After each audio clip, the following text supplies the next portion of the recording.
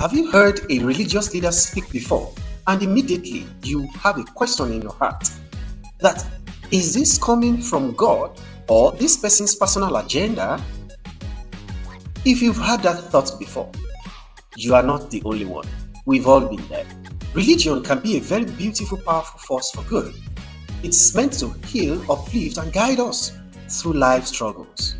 But when religious leaders cross the line, blending their own desire with divine will, it can do more harm than good. We trust our leaders to guide us, to be a reflection of love, compassion, and spiritual wisdom. But sometimes, power can cloud their judgment.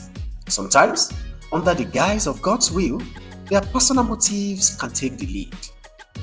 It is important to remember that spiritual guidance should empower, not control. True leaders guide with humility, not dominance. I recently heard a story of a woman who has always trusted her pastor's guidance. She was part of the tight-knit church community, and the pastor's word always gave her comfort during life's hardest moment. But one day, the pastor encouraged her to donate a large sum of money to the church, promising that would lead to a huge blessing in her life.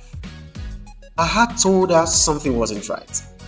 But as she has always done, she trusted and gave.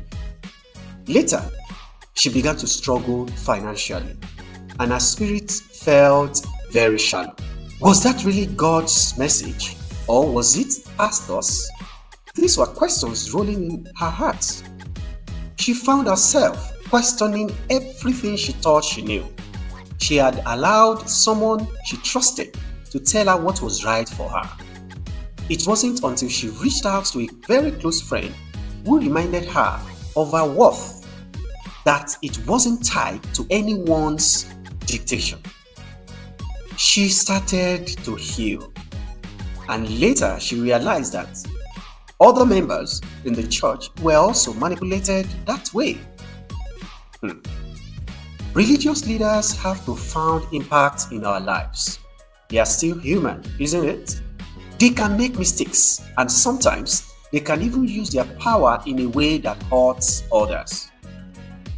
Just because someone speaks with authority doesn't mean their words are always aligned with truth, love, and care. We must learn to trust God ourselves. We must learn to hear our own hearts speak to us. We also need to hold our leaders accountable whenever they overstep. True spiritual leaders don't control, they empower. They guide us to find our own inner strength, not to bend to their own will. Think about a leader in your life, whether it's a religious, professional, or personal leader. Do you feel they are empowering you, or they are trying to control your decision for their own gain? Can you spot the difference between guidance and manipulation? The next time you feel pushed into something by a leader, take a step back. Ask yourself, is this advice coming from the place of love, or is it the personal agenda of this person? Trust your own instinct. Go to God yourself. If God can hear them, God can hear you. Your path is yours to walk. When we give someone the power to lead us, it should be with love, not fear. True leadership lifts others up. It doesn't bring down or force them into submission.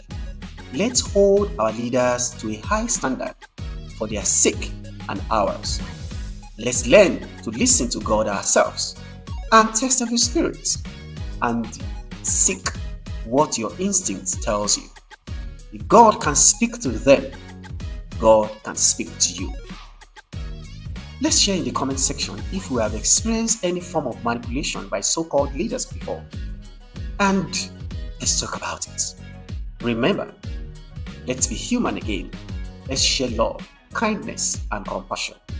I am Gbenga Anyofe, and I will see you in the next episode.